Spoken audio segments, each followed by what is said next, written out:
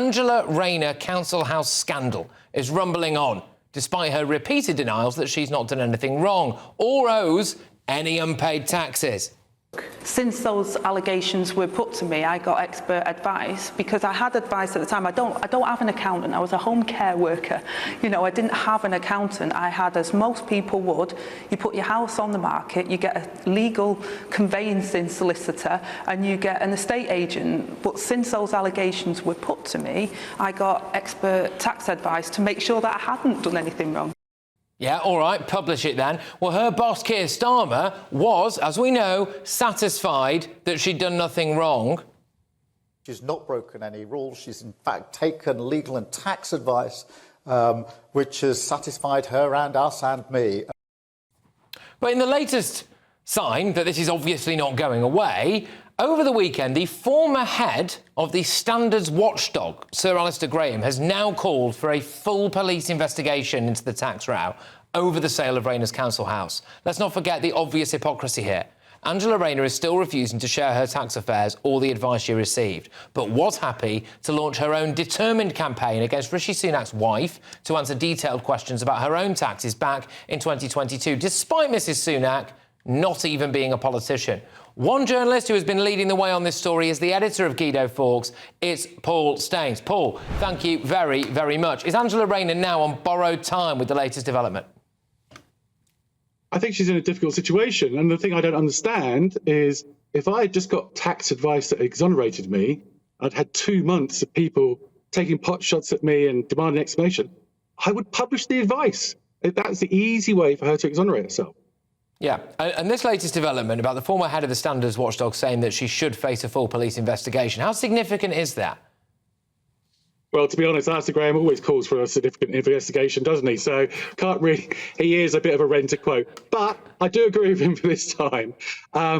He's onto something that she can't do any TV interviews without this subject coming up. She's gone on softball interviews with GMB, and the friendliest of interviewers have gone for her. And it doesn't make any sense. She keeps on going on about things like she was a single mother, she wasn't in Parliament.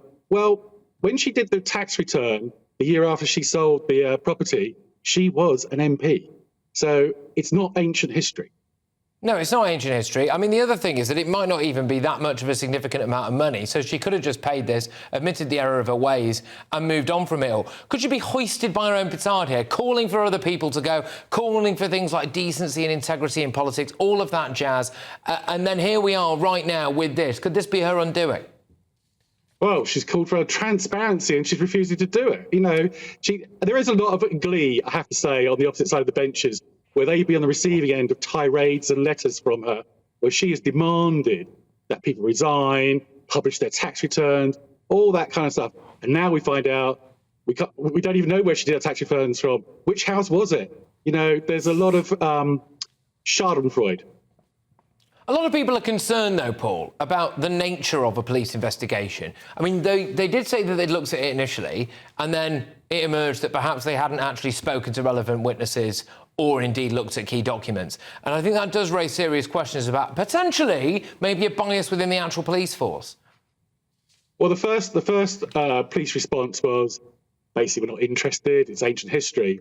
And then they got the local MP, neighbouring MP, said, hold on a second, there's a procedure with political sensitive cases where there's a single point of contact where it's dealt with. And there is obviously local police are a bit nervous when they're dealing with politicians. And over the years, there has been a protocol developed, and Greater Manchester Police should follow that, not just go, we don't want to know about it, it's too much hassle.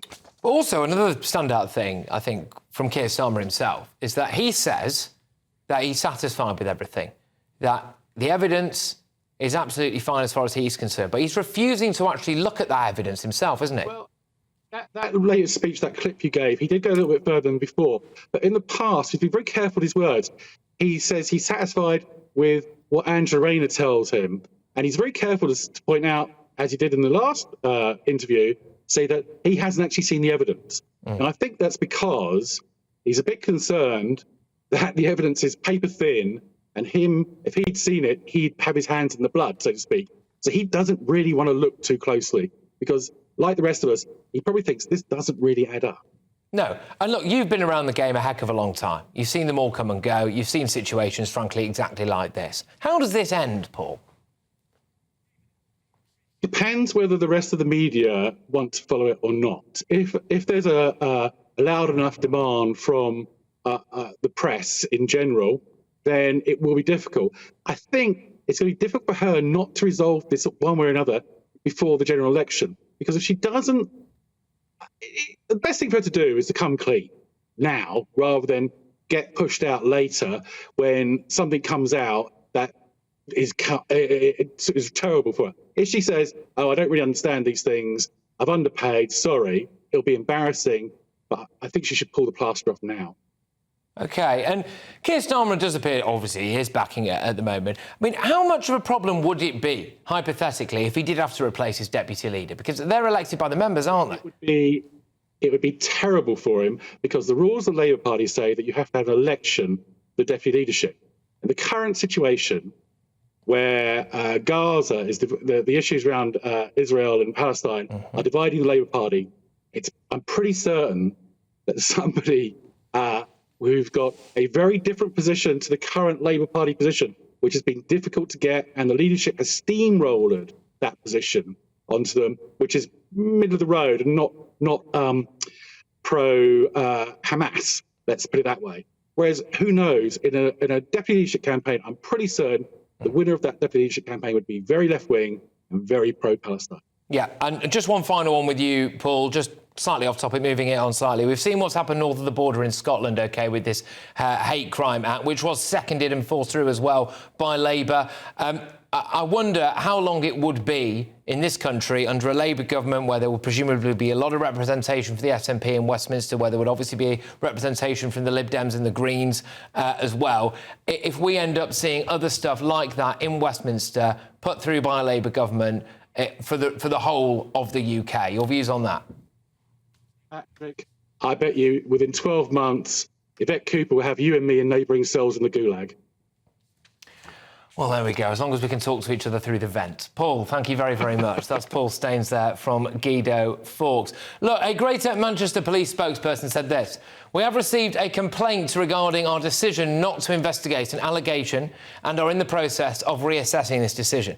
The complainant will be updated with the outcome of the reassessment in due course." Angela Rayner, as previously stated, "Being able to buy my council house back in 2007 was a proud moment for me. I worked hard, saved and bought it by the book. I'm not ashamed, but I am angry that the Tories have since put the dream of a secure home out of reach for many others." Look, the latest development today is that the former head of the Standards Watchdog has called for a full police investigation. We await to see what the police do with that. We also await to see how long Keir Starmer could stand by her. If there was a police investigation, and again I will emphasise that is an if, OK, if there was a police investigation, would Angela Rayner not have to step down whilst that happened? And what you just heard there from Paul Staines at Guido Fawkes is this: she might as well just publish the information now, OK? Why would you, if you had received categorical cast iron, completely exonerating advice from a reputable source, why would you continue to withhold that and take pot shots and have this hanging over your head? And why would the Labour leader, her boss, deliberately not look at that information? Does anybody else think maybe this smells a little bit off? Again, Angela Rayner obviously denies any wrongdoing. But as we are seeing, this is simply not going away.